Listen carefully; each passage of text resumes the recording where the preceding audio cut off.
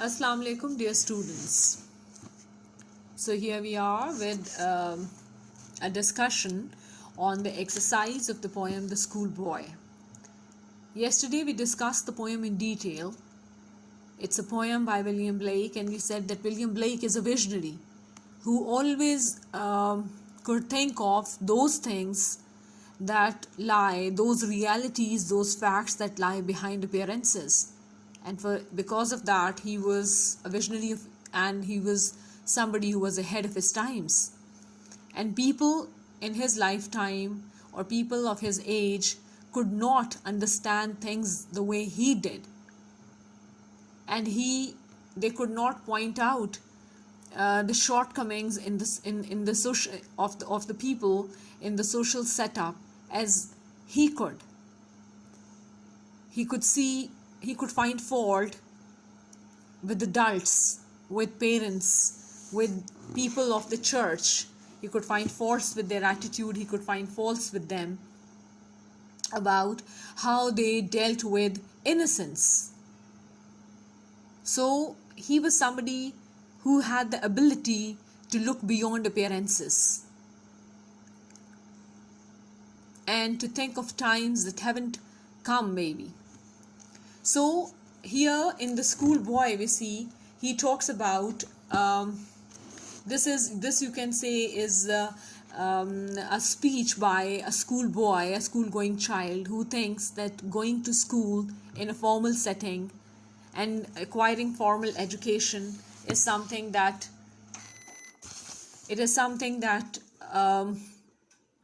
does not give him joy, because he thinks that a child is like a bird who can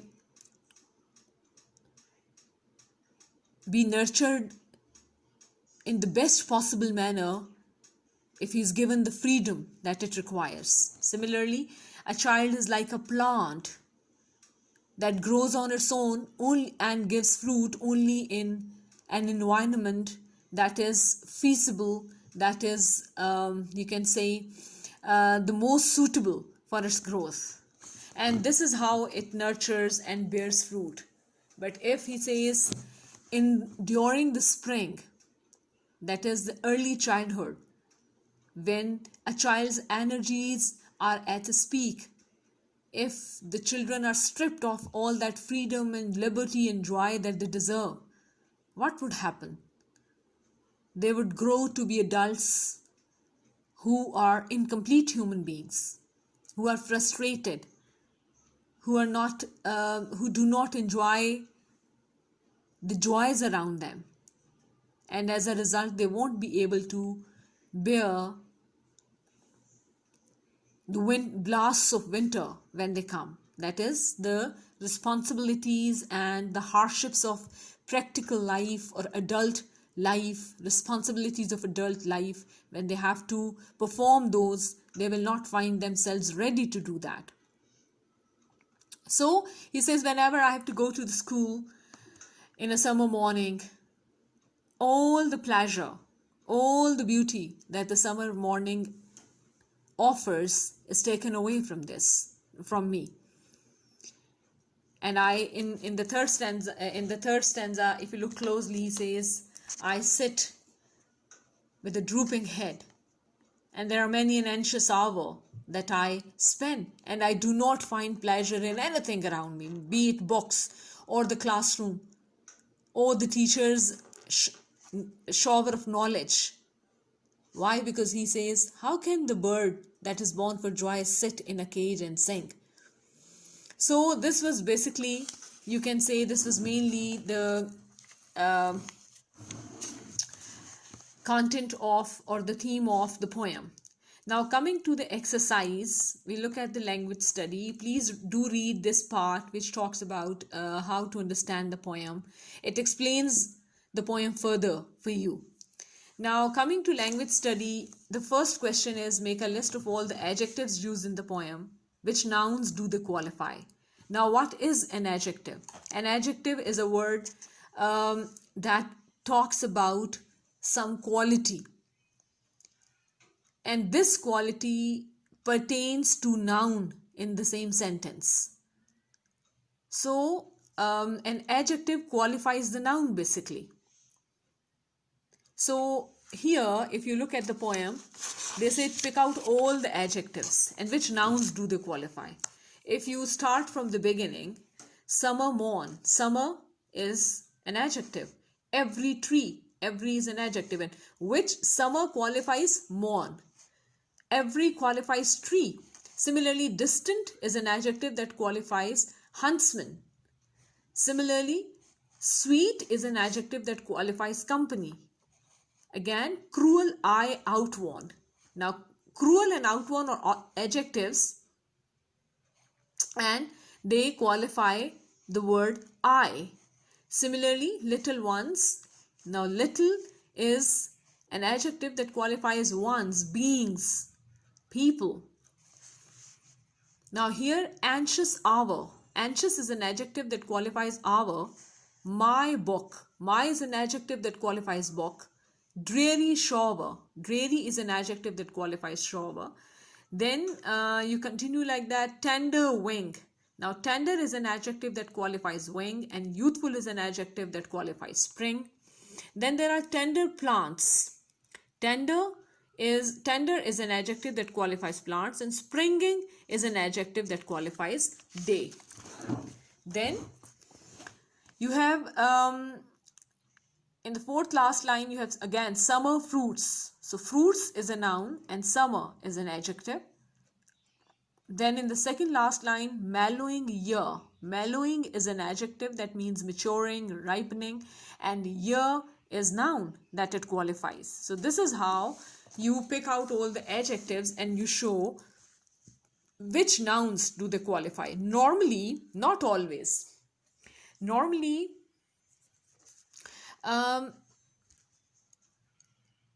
or mostly adjectives and nouns, they come together, and mostly adjective precedes the noun. It comes before the noun, so it qualifies the same noun that it comes before.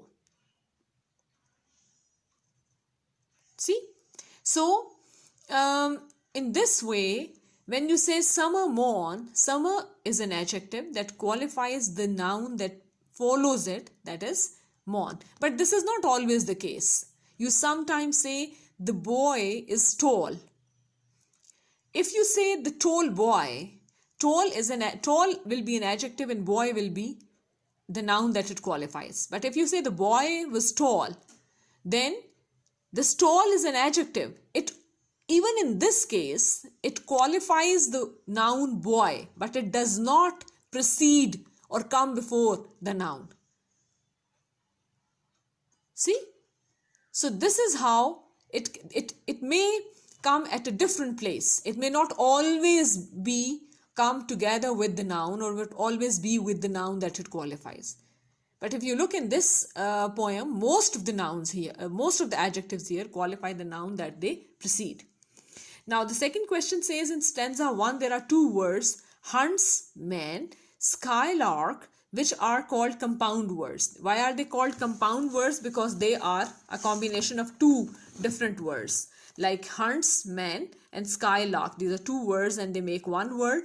Can you think of such words? For example, to tell you a few of them, there is a word armchair.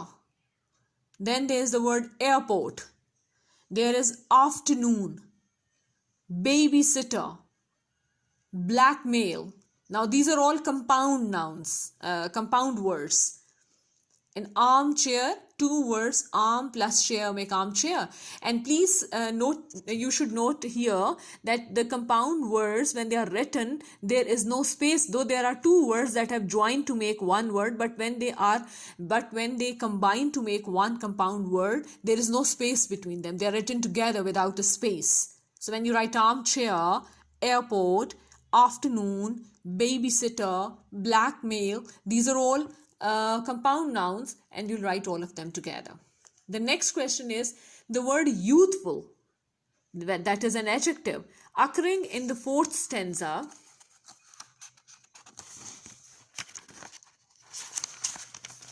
Is a combination of youth, that is a noun, and full, that is a suffix.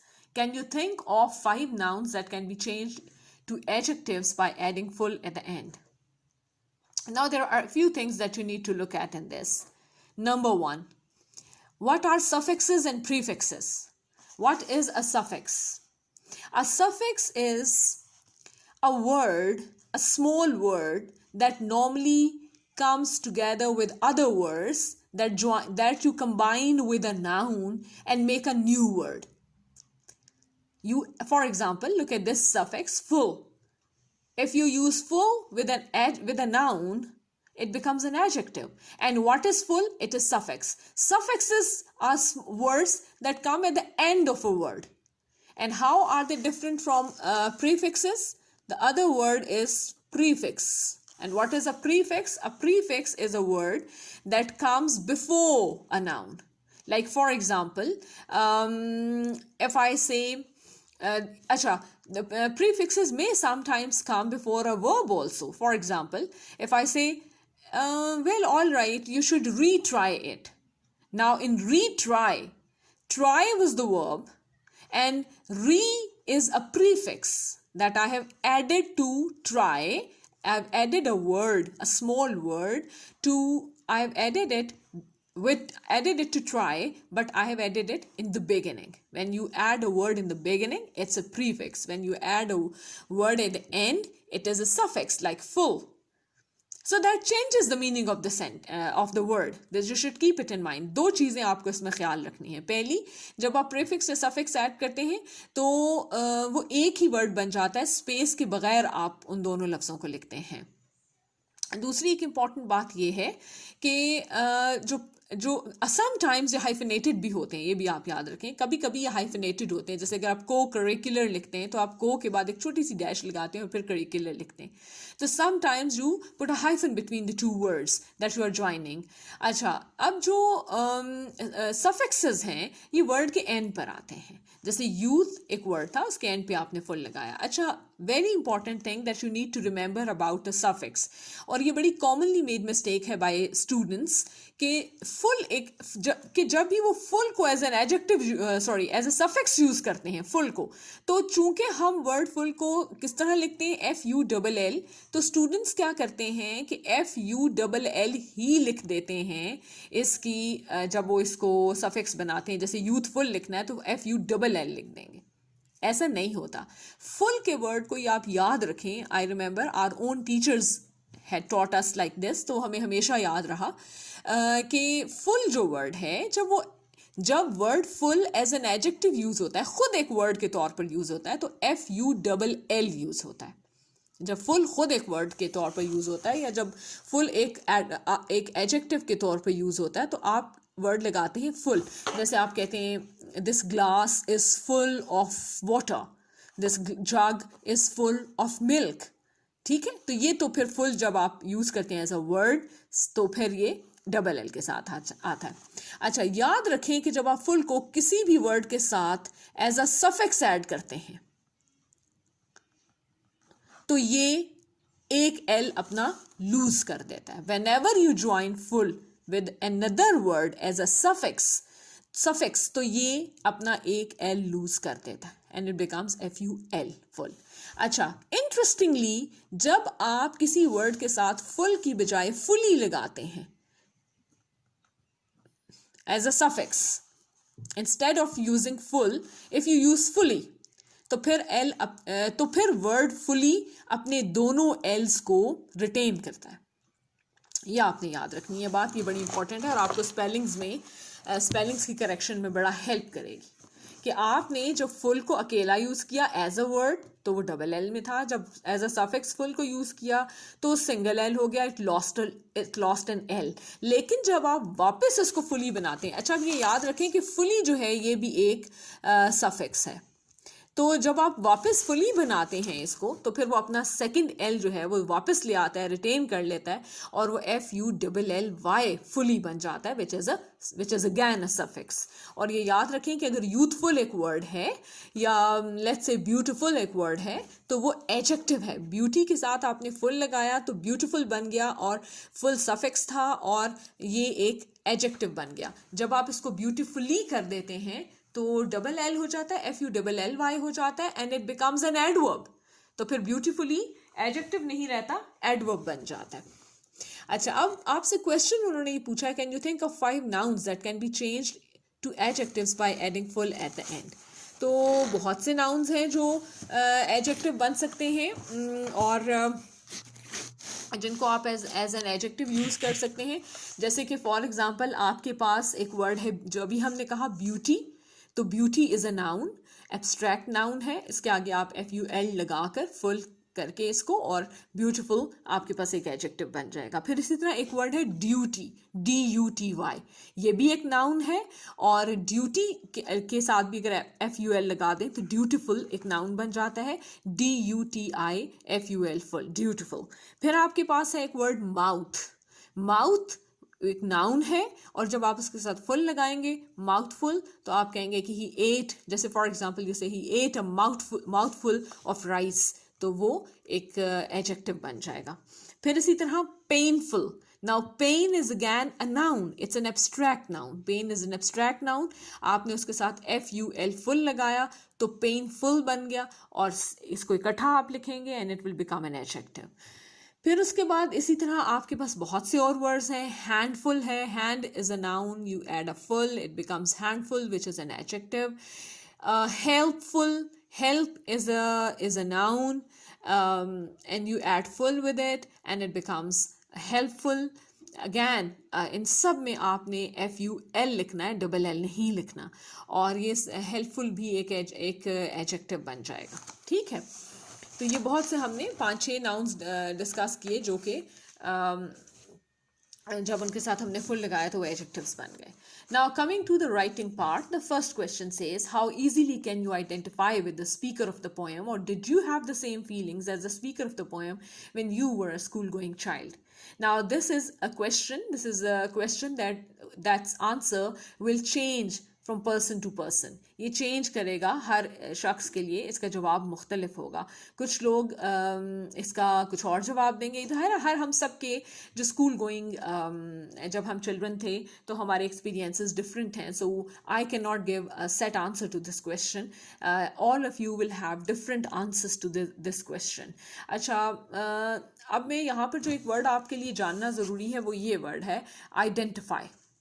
How can you identify with the speaker? Identifying with the speaker, yeah, identifying with the situation sometimes, yeah, identifying with a certain character in a story or in a play का मतलब होता है कि क्या आप भी वैसे ही feel करते हैं जो उस कैरेक्टर ने फील किया.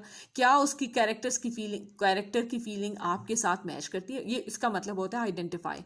अक्सर when we watch a movie और वी वॉच अ ड्रामा और वी रीड अ स्टोरी और अ ड्रामा और अ नॉवल, तो हम कहते हैं कि मैंने जब ये पढ़ा तो इस कैरेक्टर के साथ मैंने आइडेंटिफाई किया. Now what do you mean by identifying with a certain character? You mean that there was something common between you and that character. कोई आपके और उस कैरेक्टर के बीच में बात कॉमन थी, या आपने भी वैसा ही कभी फील किया था, या उसी चीज़ में से गुजरे थे जिसमें से वो गुजरा, जिस सिचुएशन में से वो गुजरा.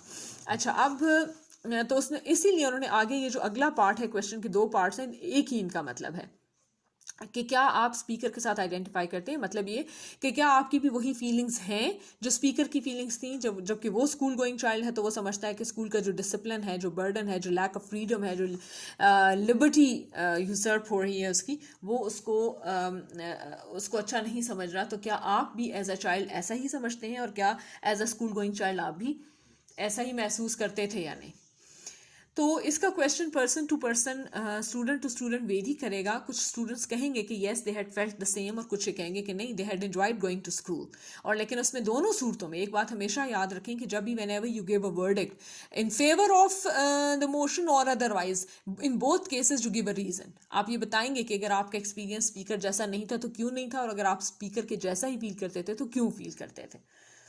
अच्छा जी, now that you have understood the poem, make a paraphrase or explanation of it in your own words. हमने I had uploaded a video on paraphrasing also. आपको मैंने सिखाया था कि पैराफ्रेजिंग कैसे की जाती है, और हमने उस वक्त पोएम जो थी, हमारे पास एक सर्टेन पोएम थी, उसकी पैराफ्रेजिंग भी हमने की थी.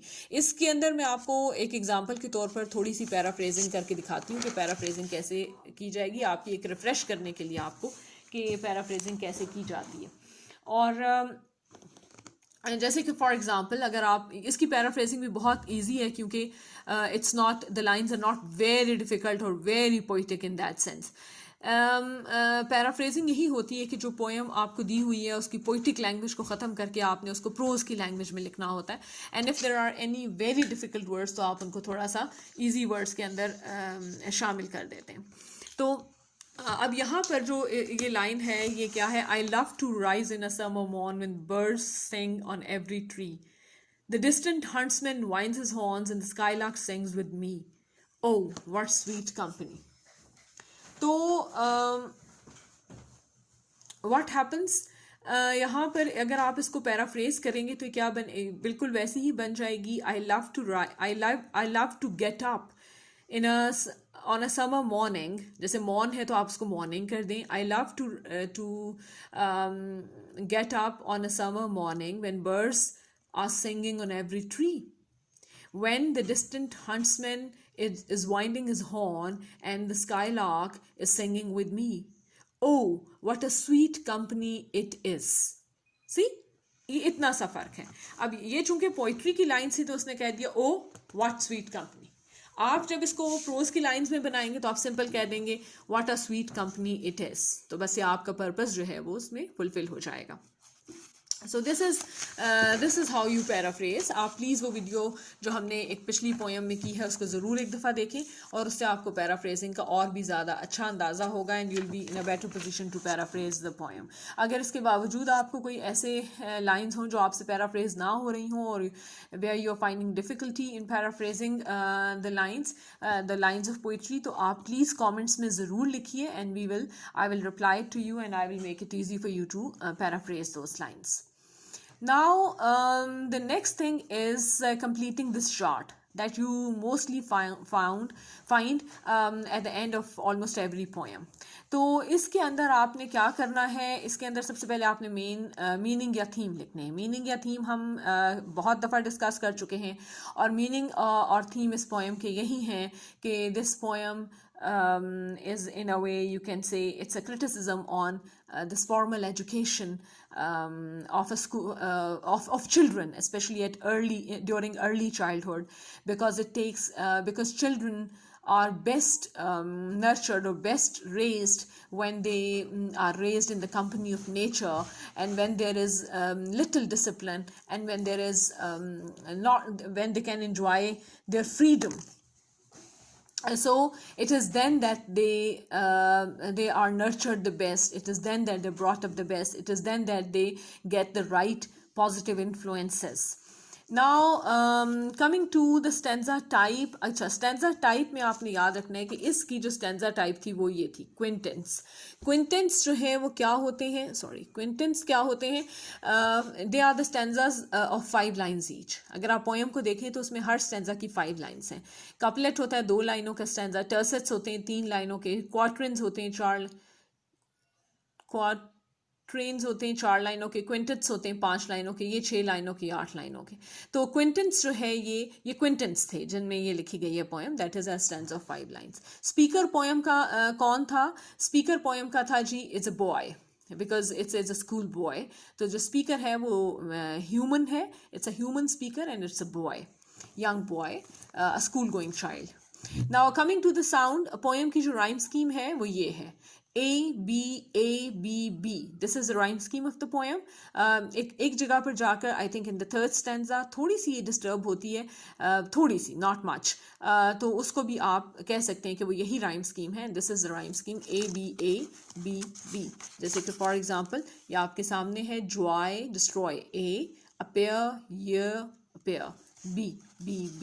तो ये हो गया A B A B B। This is rhyme scheme of the poem. अच्छा, एलिटरेशन की अगर हम बात करें तो एलिटरेशन हमारे पास बिल्कुल है पोएम में, बहुत सी जगहों पर है। मैंने आपको 2 एग्जांपल्स के लिए यहाँ पर लाइन नंबर 1 और लाइन नंबर 3 की एग्जांपल आपको देने के लिए मार्क किया था। जैसे कि फॉर एग्जांपल लाइन नंबर 1 में देखें समर मॉन। तो ये म की जो म साउंड की जो एलिटरेशन है, ये जिसको आप कॉन्सोनेंट्स भी कह सकते हैं क्योंकि म इज़ अ कॉन्सोनेंट, तो ये एलिटरेशन है। लाइन नंबर 3 में अगर आप देखें तो काफ़ी ज़्यादा वो है एलिटरेशन है और एक से ज़्यादा लेटर्स की है, साउंड्स की है। और उसकी रीज़न ये है कि अगर आप लाइन 3 का कंटेंट देखें, उसका मीनिंग देखें, तो मीनिंग है the distant huntsman winds his horn. It's about music, it's about sound, it's about a horn that is blowing. तो वो और ये भी याद रखें कि ये वो हॉर्न नहीं है जो आप करीब खड़े होकर सुन रहे हैं, दूर से आपको आवाज़ आ रही है। सो जब दूर से आपको आवाज़ आती है और हवा के ऊपर आती है, ज़ाहिर हवा के जरिए आती है, तो that sounds a little different, that sounds more like a whistle. तो अगर आप इसमें देखें तो इसमें विसल की साउंड है, distant huntsman winds his horn. एक तो ये एच एंड एस की बड़ी ज़बरदस्त इसके अंदर एच और एस की कॉम्बिनेशन है, जिसकी वजह से आपको एक विसल के जैसी आवाज़ आती है। इसमें से जो एलिटरेशन का जो पर्पस है वो ये कि एक विस्लिंग साउंड क्रिएट होती है, because the child is praising the distant blowing of horn by the huntsman. तो ये मैंने आपके लिए किया था। अच्छा जी, इमेजरी पर आ जाए। Yes, the poem is full of imagery. There are sight imagery and there is sight imagery and there is hearing imagery also. Will go back to the poem. Like for example, अब ये देखें, ये जो हमने अभी किया है, when the birds sing on every tree. Now this is both a visual imagery in this. You can imagine a tree that is full of birds, and it's also oral imagery, hearing imagery, where you can hear a lot of birds and their chirping is coming out of a tree. Similarly, when he says the distant huntsman winds his horn, so this is when he is blowing his horn, and this is when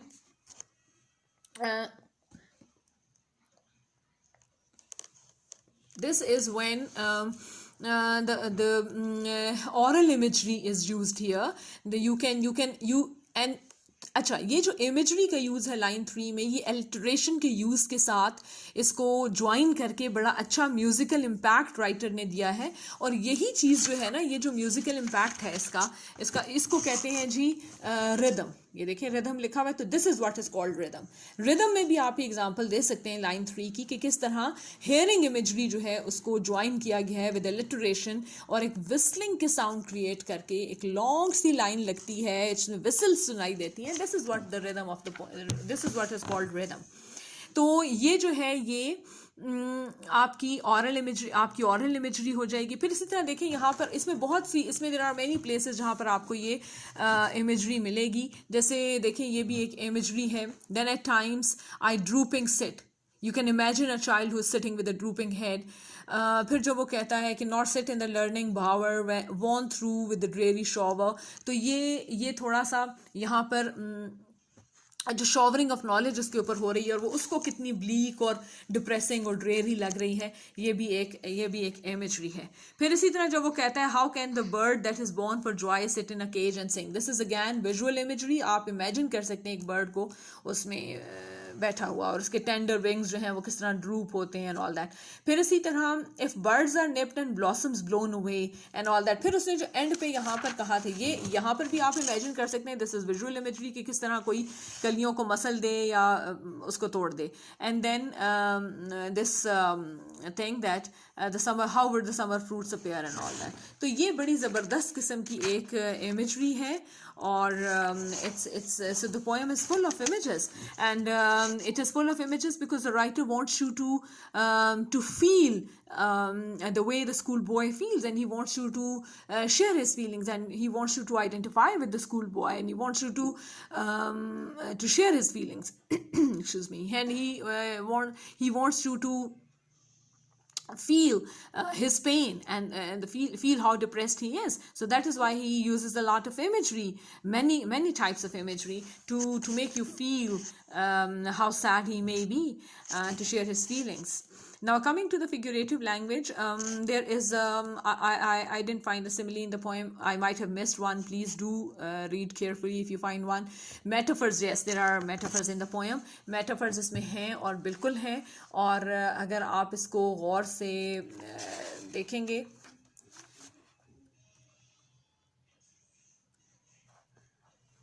specially ये जो दो थे, here stanza number 4 and 5, ये जो हैं इनमें specially metaphors use हुए हैं. अच्छा, यहाँ पर भी मेटाफर यूज़ हुए हैं. अगर आप देखें ये स्टैंजा 3 में भी मेटाफर थोड़ा सा यूज़ हुआ है, जो लर्निंग्स बावर और ड्रेरी शॉवर, ये भी मेटाफर्स हैं. और यानी शॉवर ऑफ नॉलेज जो है वो किस तरह the lecture of a teacher, उसको उसने कहा है. और फिर उसके बाद यहाँ पर स्टैंजा नंबर 4 में तो बड़ा क्लियर मेटाफर है, where a child, a school going child has been compared with a bird, and his going to school has been compared with the birds being put in a cage. See, और इसी तरह फिर, और जिस तरह ये कहा गया ड्रूप हिज टेंडर विंग, तो बच्चे के विंग तो नहीं होते, but it's because he has been compared with a bird, that's why it is being said.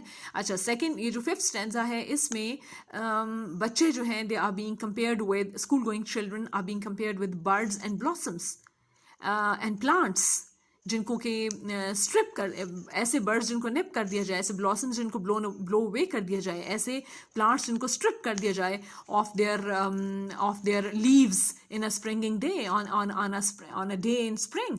So it's like stripping the children of their joy during the years of their spring, during the years when they're excuse me, during the years when they when they are enjoying the spring of their lives. ठीक है, तो ये इस तरह इसमें metaphors use हुए हैं. Similes इसके अंदर आप गौर से पढ़ लें, अगर आपको कोई हो सकता है कि मिल जाए, बट मुझे कोई एक रीडिंग पे इसके अंदर कोई सिमिली मुझे नहीं मिली. इसमें मेटाफर्स यूज़ किए हैं राइटर ने. तो ज़्यादा जो फिगरेटिव लैंग्वेज का जहाँ ज़्यादा यूज़ किया है, जो ज़्यादा फिगर्स ऑफ स्पीच यूज़ किए हैं, वो इमेजरी हैं और मेटाफर हैं. ये दोनों जो हैं ये ज़्यादा यूज़ किए हैं. अच्छा, आफ्टर दिस अगर आप इस के बाद देखें, तो अब आपको इस पूरी एक्सरसाइज में राइटर ने बताया प्रेपोजिशंस क्या होते हैं. आपकी जो ग्रामर स्टडी है इसके अंदर वो प्रेपोजिशंस के ऊपर है. प्रेपोजिशंस क्या होते हैं, हम सबको पता है कि प्रेपोजिशंस, ये जो छोटे छोटे वर्ड्स होते हैं, in, of, on, off, OFF, off, these are all prepositions. और प्रेपोजिशन क्या होता है, डेफिनेशन दी है. Preposition is a word placed before a noun or a pronoun to show in what relation the person or the thing denoted by it stands in regards to something else. तो ये जो nouns के बीच में भी आ सकते हैं, दो nouns के बीच में, या समटाइम्स नाउन और वर्ब के बीच में, अक्सर नाउन और वर्ब के बीच में प्रेपोजिशंस आते हैं, like I go to school. So go is a verb, school is a noun, to is a pronoun. तो नॉर्मली हम ये बताते हैं, दिखाने के लिए कि क्या रिलेशनशिप है between the things that you are talking about. इसको आपने बहुत अच्छी तरह पढ़ लेना है. इसको पढ़ें, काइंड्स ऑफ प्रेपोजिशन बताए हैं, सिंपल प्रेपोजिशंस हैं, कंपाउंड प्रेपोजिशंस हैं, फ्रेज प्रेपोजिशंस हैं, फिर एग्जांपल्स दिए हैं टेबल्स के अंदर. फिर आगे अगर आप देखें तो सेंटेंसेस में एग्जांपल्स दिए हैं. And let me tell you, it's very easy to point out prepositions in a sentence. जैसे अगर आप ये देखें, on behalf of the staff he read the address. So on is a preposition, off is a preposition. तो ये बड़ा आसान होता है, कोई ऐसा मुश्किल नहीं होता preposition को find out करना. फिर उन्होंने आपको बताया है participate preposition कौन सा होता है. अच्छा जी, फिर उसके बाद दोबारा with examples they have told you. So I had been going through this and I saw that it is a very comprehensive reading here. I always tell my students that if you need help at an intermediate level, if you need help with grammar, तो जो high school grammar and composition जो Wren and Martin की है, वो बिल्कुल अच्छी है आप लोगों के लिए.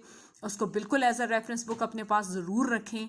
और यहाँ से पढ़ने के बाद जब भी आप कोई ग्रामेटिकल आइटम यहाँ से पढ़ते हैं from your book, please go through the same topic, the same idea from rain and Martin. आप वहाँ से ज़रूर पढ़ें. वो ऑथेंटिक है, ये भी अच्छा है, ऑथेंटिक है, लेकिन वो भी बहुत ऑथेंटिक है, इंटरनेशनल है. आप उसको वहाँ से पढ़ें. आप उसको अच्छी तरह गो थ्रू करें, आप वहाँ से आइडिया, उसमें एक्सरसाइजेज भी हैं, सॉल्व एक्सरसाइजेज भी कुछ हैं और कुछ बाद में आपके सॉल्व करने के लिए भी हैं, उन सबको पढ़ें अच्छा सा और उनको करने की कोशिश करें. That will give you more practice in prepositions. उसके बाद अगर आप यहाँ पर देखें तो there is a big number of exercises here, काफ़ी ज़्यादा एक्सरसाइज इन preposition पे 3 और बल्कि इसके बाद 4, 5, 6 है कितनी जी बहुत सी एक्सरसाइजेज हैं. फिर इन एक्सरसाइजेस के बाद दोबारा से कुछ थोड़ा सा prepositions के ऊपर है, स्पेशल prepositions कौन से होते हैं, वर्ड्स फॉलोड बाय prepositions कौन से होते हैं. अच्छा ठीक है, तो ये काफ़ी ज़्यादा, तो हम इंशाल्लाह in another video may be next video में अगर हम कर सके तो नेक्स्ट वीडियो में ये एक्सरसाइजेस करेंगे, नहीं तो हो सकता है एट सम लेटर स्टेज हम ये एक्सरसाइजेस कर लें और नेक्स्ट वीडियो में चूँकि थोड़ा सा अभी कुछ और काम भी करना है, तो ये जो नेक्स्ट लेसन है आर्कियोलॉजिकल ट्रेजर्स ऑफ पाकिस्तान, हो सकता है कि हम ये इसके साथ कंटिन्यू कर लें. तो but I will advise you that you read all this part जो prepositions के ऊपर है from this book and from rain and Martin, और आप दोनों तरफ से एक्सरसाइजेस को भी अटेम्प्ट करें on the book, in exercises को ऑन द बुक अटेम्प्ट करें, और जो रेन एंड मार्टिन की हैं उनको भी try to attempt those as well. तो इससे ये होगा कि आपको जो अच्छी प्रैक्टिस मिल जाएगी and you will get to know what prepositions are for your exam also, from examination point of view also. तो इस तरह हम इसको will keep on continuing it इंशाल्लाह, और I will see you in the next video. I hope till then you are studying well and you are preparing stuff and you are reading prepositions and you are doing good exercise. Okay, I'll see you again. Thank you very much.